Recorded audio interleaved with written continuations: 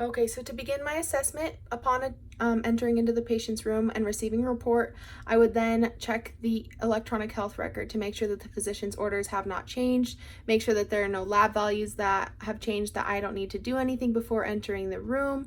I would then look at the door and make sure that there are no contact precautions that I need to follow, that there's no gowning or gloving that needs to be done before I enter into the room. So then I'm going to go ahead and knock. And then I will come in, provide privacy.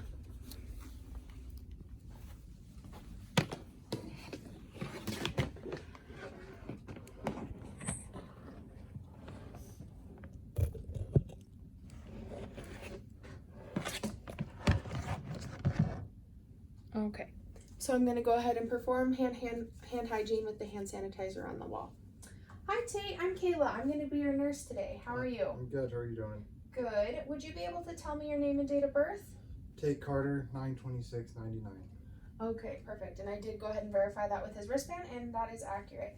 So do you go by Tate? Yes. Okay. Would you be able to tell me what brought you into the clinic today? I hurt my thumb. Okay, what did you do to your thumb? I was shoveling snow and I fell. Oh, I'm sorry to hear that. How long ago was that? About a week. Okay. Would you be able to tell me about the quality of the pain? Is it kind of a sharp pain, dull? It's like a dull, achy pain. Dull and achy, okay. And does that pain stay in one spot or does it radiate out? Well, it just stays in my thumb. All right. Would you be able to rate that pain on a scale of 1 to 10 for me, with 1 being little pain and 10 being the worst? It'd be a 3. It's about a 3 right now, okay. And have you noticed that anything makes that pain worse or better? I try not to move it, and then I just take Tylenol. Okay. Is it kind of a continuous pain? Does it go away, on and off? It's kind of on and off. Okay, sounds good. Have you noticed any limited range of motion? Is it harder to move that thumb anymore? Yes. Okay, and does it hurt to touch? Kind of. All right. Have you tried icing it at all? Yes. Okay, perfect. So now I'm just going to go ahead and go in with the general assessment. So right away, I'm just noticing his facial expression, and that seems to be appropriate for the situation.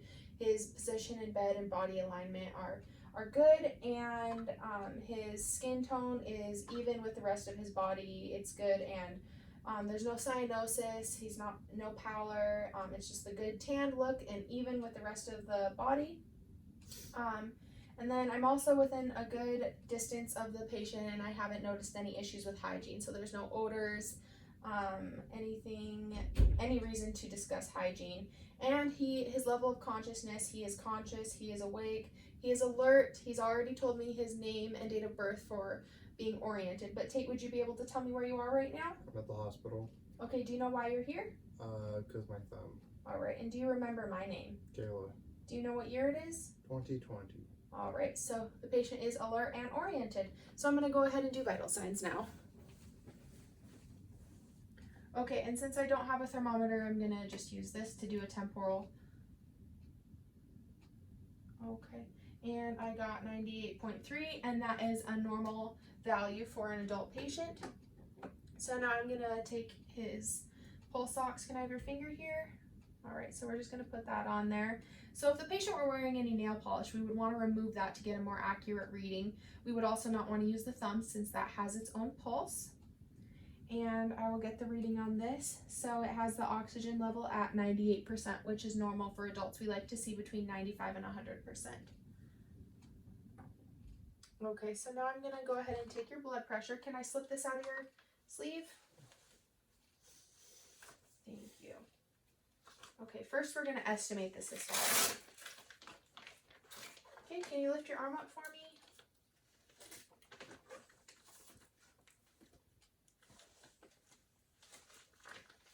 All right, go ahead and relax that arm for me.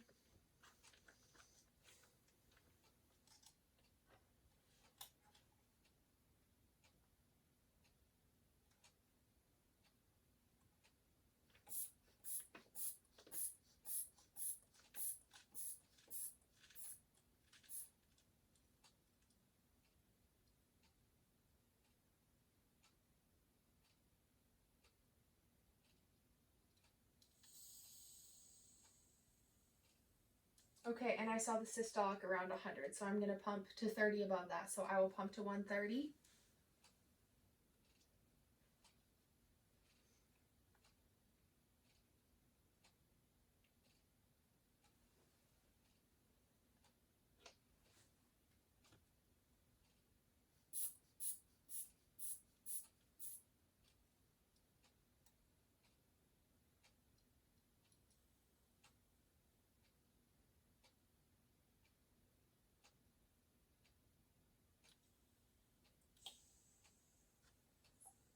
Okay, so I got 102/64.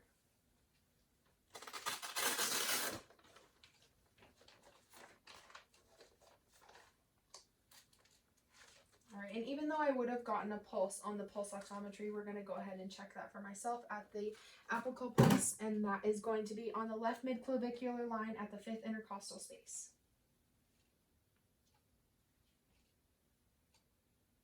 So I warm my stethoscope.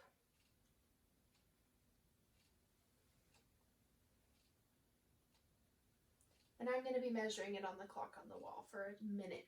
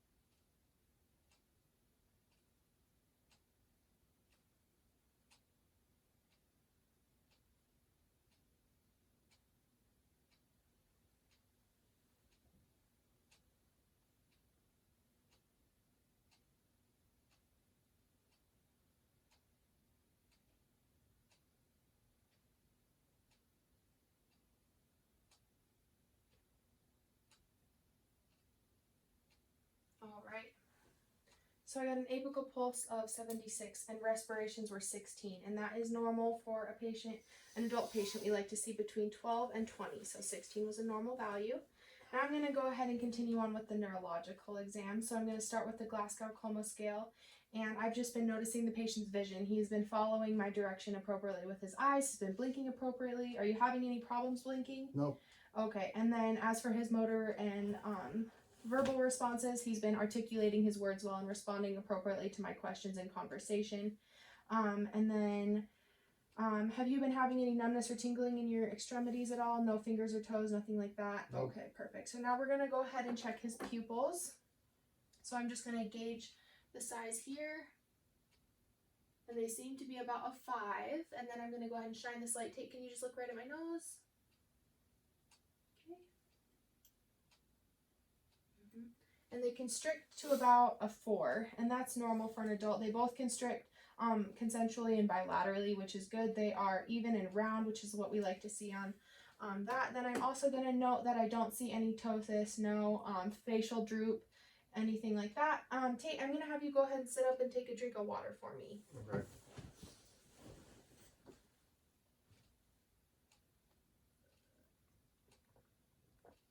Okay. And I didn't notice any problems with that. Did you have any pain with that swallowing? No. Okay, perfect. So now we're going to move on to the rest of the extremities here. So you didn't notice any numbness or tingling? No. Can you move your fingers for me? And can you wiggle your feet? Okay, perfect. So no problems there. Now I'm just going to go ahead and check the temperature bilaterally.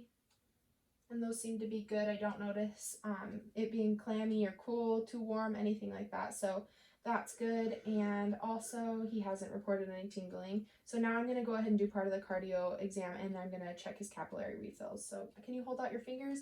I'm just going to press on your nails to make sure that your capillary beds refill quickly. All right.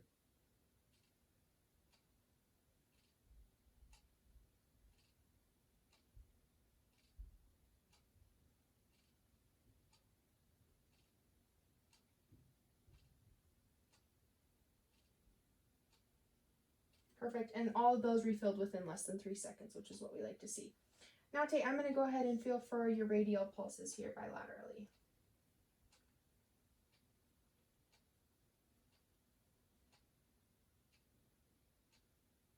Okay, and I would rate both of those pulses a 2+ bilaterally because they weren't thready, but they weren't bounding.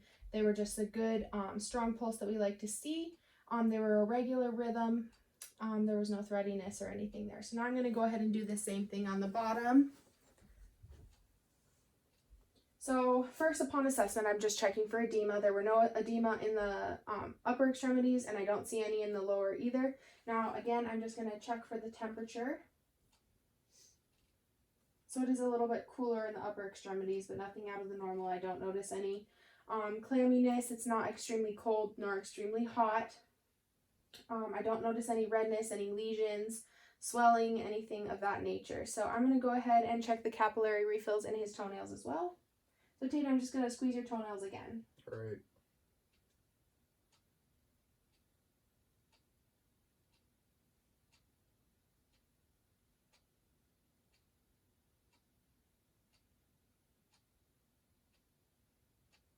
Okay, perfect. So all your toenails refilled within less than 3 seconds, which is what we like to see. And then I'm going to go ahead and check the dorsalis pedis pulse right at the top of your foot.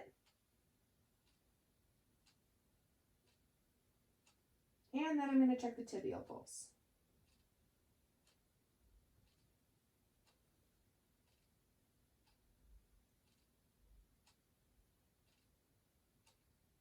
Okay, and both of those pulses would be a 2+, and there were no, it wasn't bounding, but it wasn't thready. So that's what we like to see there. And then I'm going to go ahead and move forward with the respiratory exam. So right away, I see that he is not labored in his breathing, that he's not using any accessory muscles to breathe. Tate, have you ever had any respiratory problems before? No. Okay, so at this point in the exam, I would also just note if he was wearing any sort of oxygen. If he was wearing a nasal cannula, we would just want to make sure that the prongs were facing the right direction. If he was wearing a mask, that's fitting comfortably. And then I would just check the flow, make sure that that is accurate to what he is prescribed to have. Make sure that there's no kinks in the tubing or anything of that nature. So now I'm just going to go ahead and listen to your lungs, okay? Can you go ahead and sit up for me? Yeah. Okay, I'm going to slip this off here.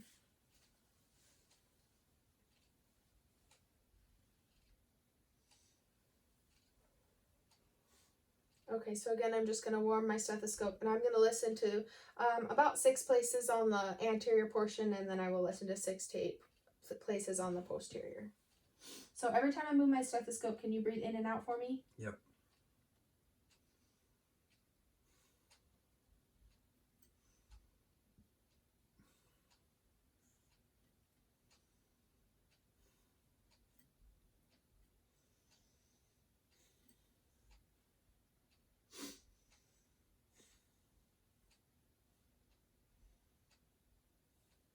Okay, now I'm going to move to the back. But first I'm just going to go ahead and check the axillary positions.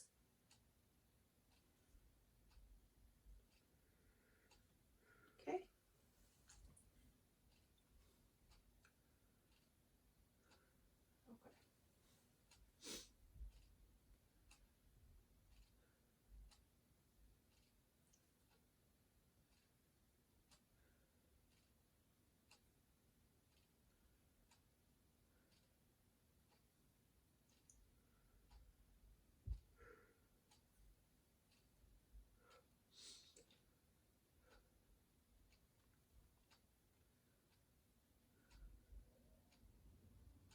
Okay, perfect. So I didn't hear any adventitious sounds, no crackles, no wheezes, anything like that. Have you been coughing at all lately? No. Okay, so if you do, I would just want you to go ahead and let us know as soon as possible. So if there's any mucus, if it's a productive cough at all, if anything's coming up with that. Gotcha. Also, at this point in the exam, if the patient were expressing any difficulty breathing, I would go ahead and coach him on an incentive spirometer and deep breathing exercises. But that doesn't seem to be a problem right now, so we're good there. So now I'm going to go ahead and move on to the cardio portion of the exam. Tate, have you ever had any heart problems before? Nope. Okay. I'm just going to go ahead and listen to your heart, all right? All right. So we can slip this off here. Okay, so here I'm going to listen with both the belt and the diaphragm, and I'm going to listen to the aortic, the pulmonic, the tricuspid, the Erb's point, and the mitral valve.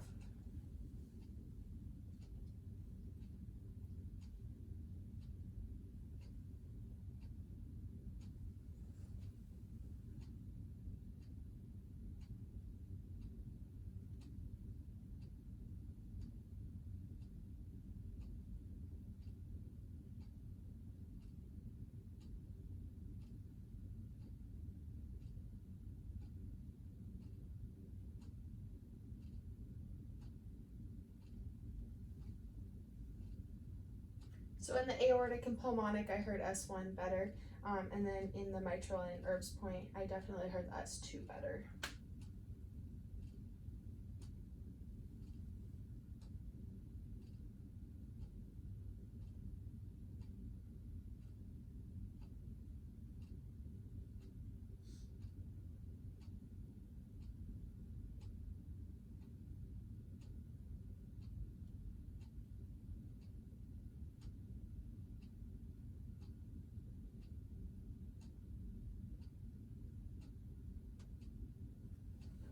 Alright, Tate, so everything sounds good there.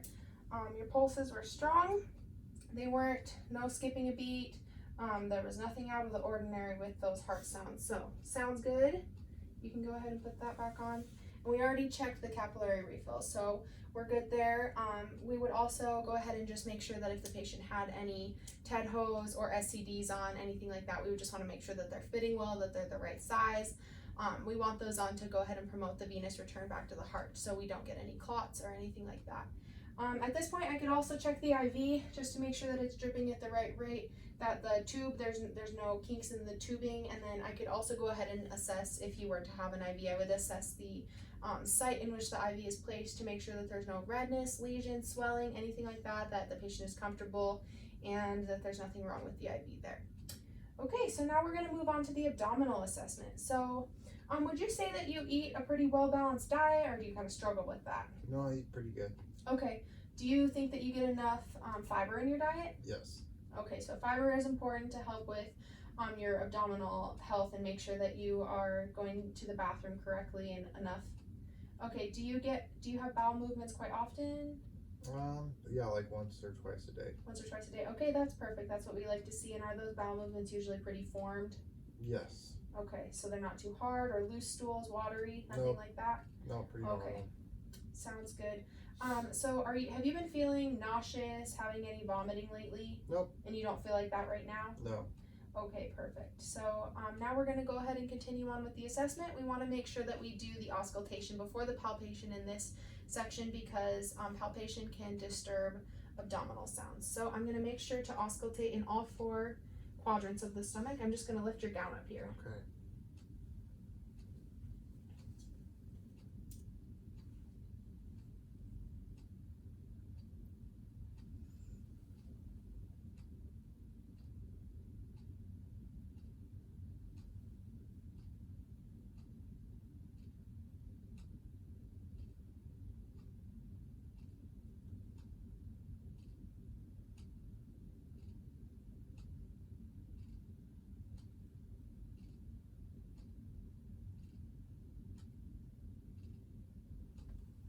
Okay, so I heard bowel movements in all 4 quadrants. I wouldn't say that they were hypoactive or hyperactive. They were just right, and we heard them in all the right places.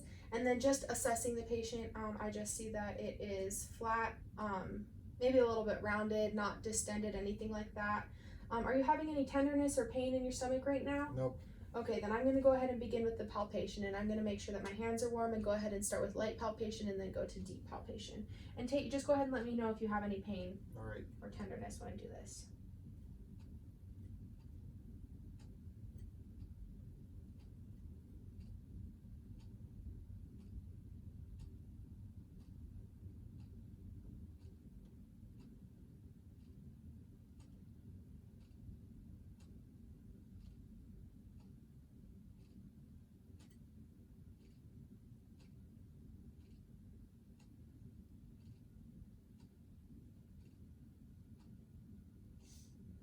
All right, so I didn't feel any masses or anything like that. It wasn't too firm or anything, so everything seems to be moving appropriately. Do you have any concerns? Mm-mm. Okay, so to move on, talk about a little bit more about your urinary health here. Are you, would you say that you urinate frequently or too much or anything like that? Probably like 4 times a day. Okay, so that's about healthy. And are you getting enough water in, you think? Yes, I Staying think so. hydrated? Okay, that is very important. It helps with all the systems in your body. At this point in the exam, I would also just identify if the patient had a Foley catheter. And if he did, I would go ahead and make sure that there was no kinks in the tubing, that it was flowing appropriately, that the color was correct, and I could just go ahead and empty that while I'm in here. Also, I could go ahead and make sure if the patient had an ostomy, I would make sure that that site looks okay, that there is no drainage from the abdomen, and if there were, I could just go ahead and empty that now. I could clean the bag, replace it if needed, and address any concerns or questions regarding that if that were the case. But Tate, when you do urinate, would you be able to describe your urine for me, the color, odor, clarity? Mostly clear, maybe it's like a little bit of a tinge of yellow. Mm-hmm. So. Okay, sounds good. Also at this point in the exam, if I had any need to bladder scan the patient, this would be the time to do that. And so we don't have any of that, so now I'm going to go ahead and move on to the skin. And right now I'm just going to go ahead and check your skin turgor. So can you hold your hand out? I'm just going to pull up your skin and make sure it retracts right away. All right. Okay, so that is just a test to make sure that you have been getting the adequate amount of water and that your skin turgor is okay. So when your skin recoils immediately, that's what we like to see. So everything looks healthy there. And do you get up on your own and everything? Do you have any assistance from anybody, a walker, cane? Yeah, I get up on my own. I don't use a cane or anything like that. Okay, sounds good. So I have decided that the patient is up self. He is an independent patient. He doesn't need any assistance. He's not a risk for falls. However, for patients that are on medications such as opioids or have throw rugs, maybe are older, they aren't getting the nutrition that they need, they might be a little bit higher risk for a fall. And then also for my bedridden patients, I would want to implement a turn system to make sure that they are turning at least every 2 hours to get them off of those bony prominences and make sure that there's no skin breakdown when there shouldn't be. But since this patient is an independent and exercises well, his range of motion is good, other than maybe a little bit limited range of motion in that right thumb. I don't see any need for that. At this point, I would also just take a peek at the bed, make sure that there's no specialty mattresses, air or water mattresses, anything like that, and anything that could form any problems for skin integrity, but I don't see any problems there for right now. So now we're going to just go ahead and use the Braden skin scale, and that has to do with the patient's age, nutrition, and mobility. But there's nothing alarming there because he reports to me that he has an adequate diet. His age, he is still young. He is 21 years old. He has no mobility issues, and I don't see any issues for skin. So then just going again, I haven't seen any signs of cyanosis, no pallor, no clamminess. I haven't noticed anything out of the ordinary for that. So I'm going to go ahead and Tate, is it okay if I leave this bed rail up? Yep, that's good. Okay, we'll leave that up there. And your call light is in your right hand? All right. All right, I've made sure that the bed is locked. And do you have any questions or concerns for me? No, I'm good. You're okay. Yeah. All right. So then I would go ahead and perform hand hygiene once more and do my charting and exit the room.